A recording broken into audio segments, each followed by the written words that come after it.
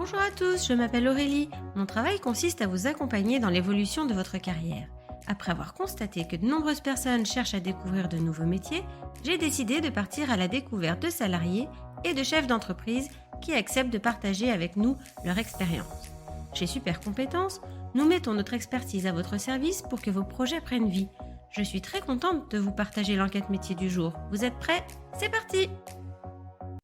Bonjour à tous, je suis ravie de vous accueillir dans ce nouvel épisode où je suis en compagnie de Jasmine, qui est psy-coach. Donc, elle va nous parler de son travail, de ses missions au quotidien. Bonjour Jasmine, Bonjour, bonjour à toutes. comment ça va? Ça va, un peu nerveuse, c'est mon première interview, donc Bon, il n'y a pas de raison, ça va bien se passer. oui. Moi, je suis ravie d'être avec vous aujourd'hui, du coup, pour découvrir un peu ce métier atypique qui est psy-coach. Donc, j'ai hâte de découvrir un peu tout ça. Est-ce que vous pouvez commencer par vous présenter pour nos auditeurs qui ne vous connaissent pas, nous dire d'où vous venez, ce qui vous a amené à être psy-coach? Alors, du coup, je m'appelle Jasmine Santalucia, j'ai 26 ans, j'habite sur Marseille et je suis psy-coach. Psy-coach, donc diminutif de psychologue, psychothérapeute et coach. Quoi dire dessus? Du coup, j'ai une formation de, heu, de psychologie, un master en psychanalyse qui m'a permis d'avoir le diplôme de psychothérapeute et de travailler, dans une institution, en clinique, psychiatrique spécialisée dans les addictions. Petit à petit, en voulant me libéraliser et aller dans l'entrepreneuriat, je me suis, rendue compte qu'il y avait, d'autres outils qui m'appelaient et les outils, c'était le coaching.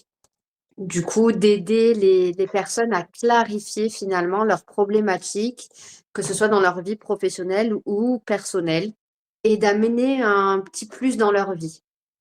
Puisqu'on n'accueille pas tout le temps, finalement des personnes qui ont des problématiques, traumatiques, mais aussi on peut accueillir des personnes qui se questionnent sur le pourquoi, sur la place qu'ils veulent avoir dans la vie, dans le monde, dans la société et c'est une partie de mon travail que d'accompagner ces personnes-là, à passer le cap de ce qu'ils ont vraiment envie de faire.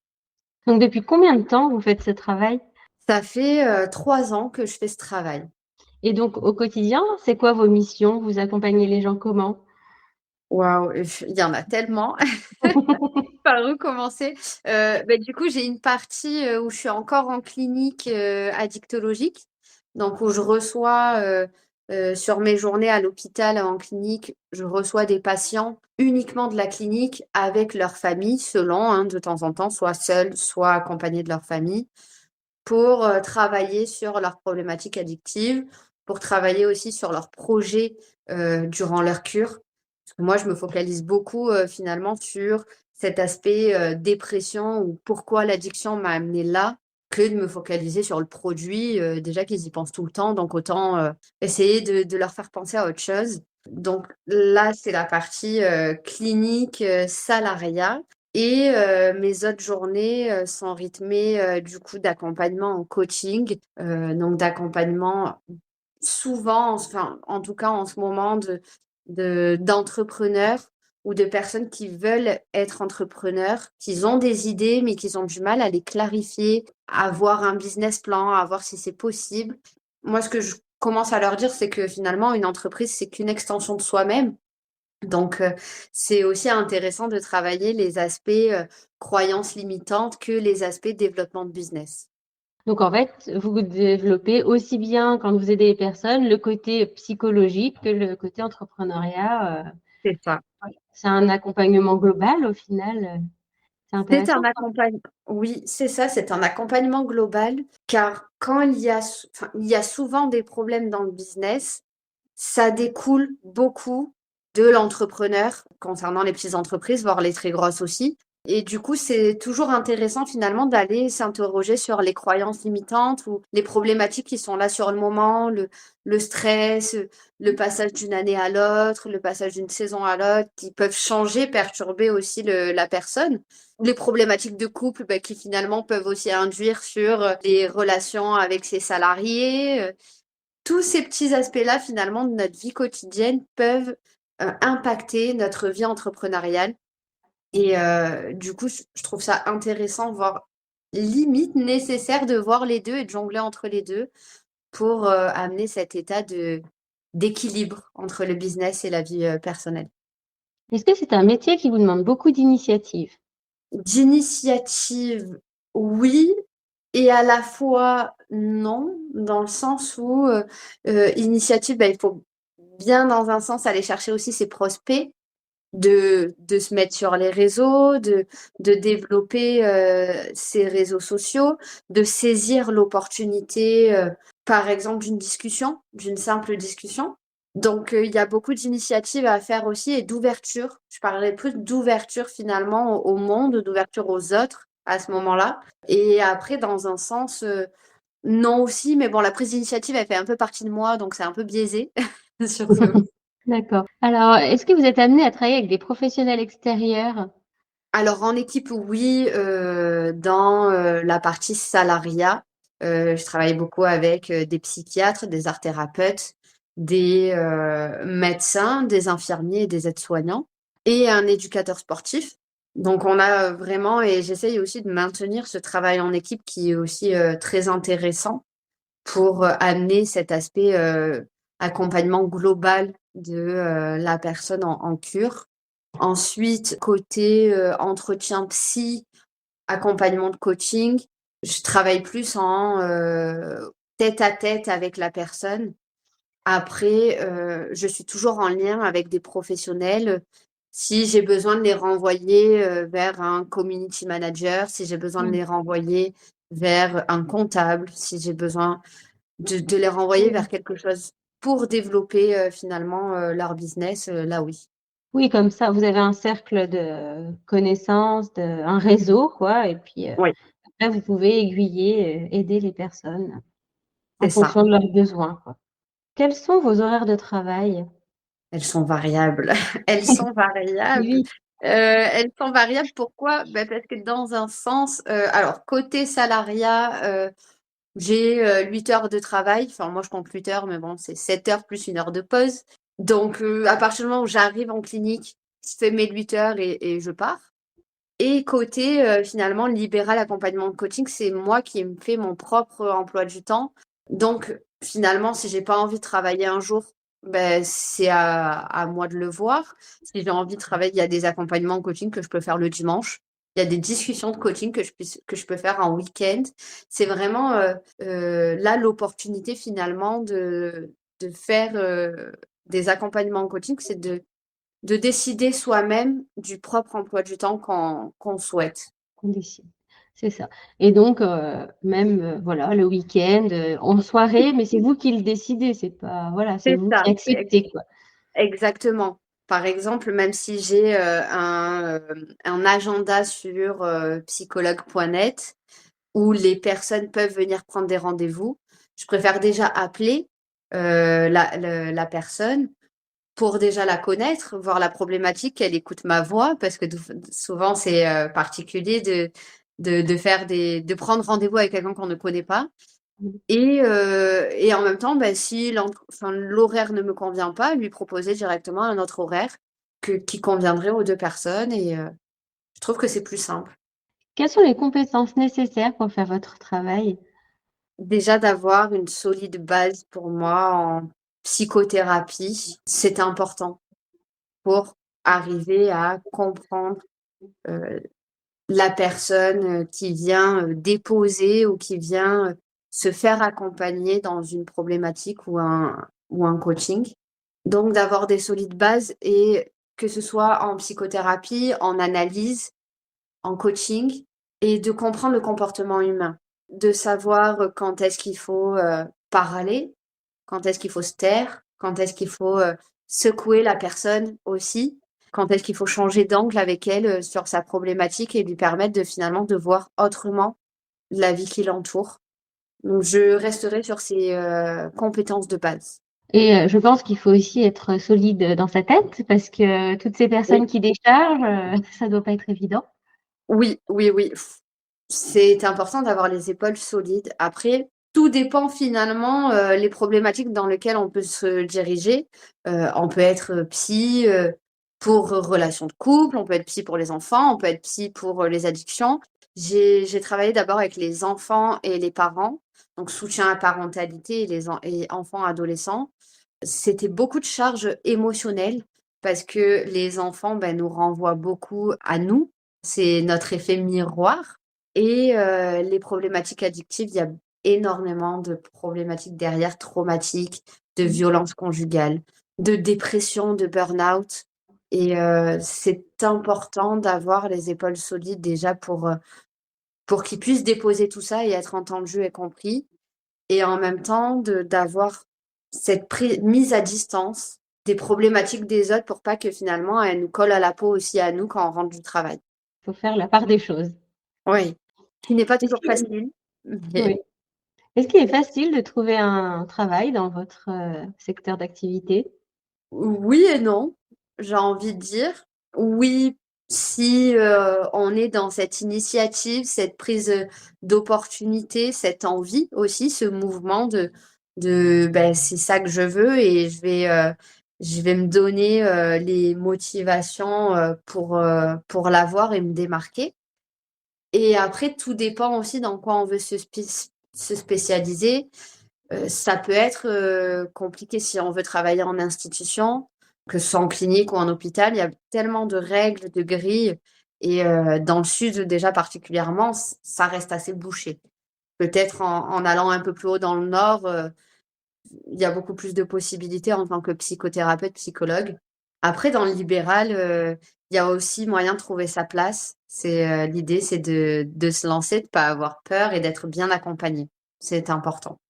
Est-ce qu'il y a des possibilités d'évolution? En tant que psychothérapeute, psychologue, on peut avoir une multitude d'évolutions, mais on va dire, si je reste dans le secteur salariat, institution, on peut déjà être psychologue, être chef de service, puis même être chef d'une institution.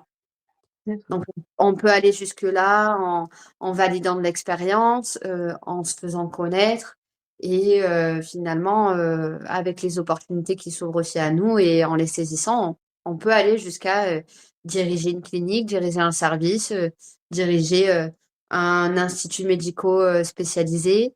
On peut aller jusque-là. Et en tant que libéral, ce qui est intéressant, c'est qu'on peut avoir une multitude de casquettes. On peut être dans des entretiens avec des patients, puis on peut aller en institution faire de l'analyse de pratique et de la supervision. On peut faire des groupes de parole avec plusieurs problématiques. J'ai eu il y a pas longtemps de ça un groupe de parole avec des mamans en postpartum. Donc, c'est de se laisser libre cours finalement à son imagination, à ses envies. On peut écrire un livre en tant que psychote, psychothérapeute, finalement sur sa propre expérience. On peut donner des conférences, des séminaires. C'est de s'ouvrir le champ des possibles, finalement. Donc en fait, les possibilités sont immenses.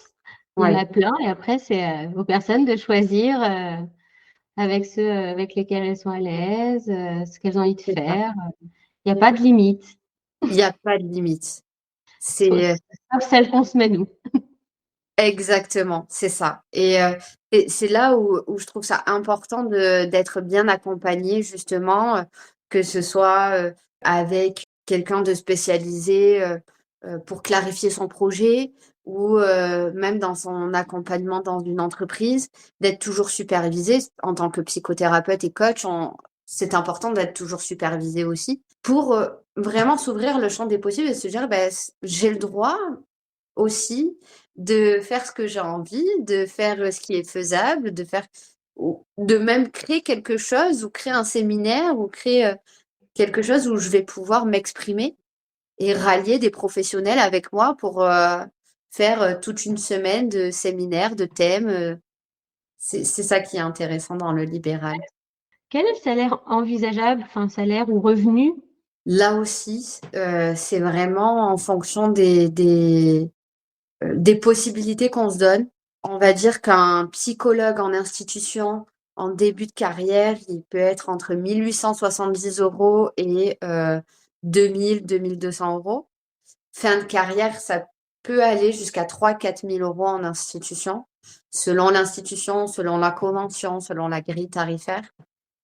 Et en libéral, là est tout le génie finalement de ce modèle entrepreneurial, c'est que on travaille pour soi. Donc à partir de là, à partir du moment où on sait ce qu'on dépense, on sait nos charges, on peut très bien se donner un revenu de 1 000 €, 500, 2 000, 3 000, 5 000.